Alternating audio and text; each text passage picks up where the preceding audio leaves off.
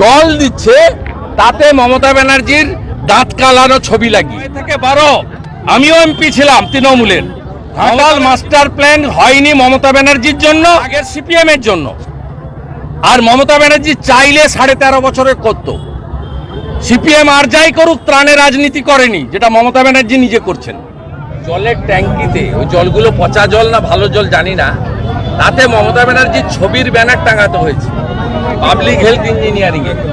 শেষ প্রশ্ন, আমাদের একটা রিলিফে কোথাও আপনি দেখতে পাবেন না বিজেপি ঝান্ডা বা শুভেন্দু অধিকারীর মুখ লাগানো আছে, একটা জায়গাও দেখতে পাবেন না। আর দেখুন জল দিচ্ছে তাতে মমতা ব্যানার্জির দাঁত কালানো ছবি লাগিয়ে।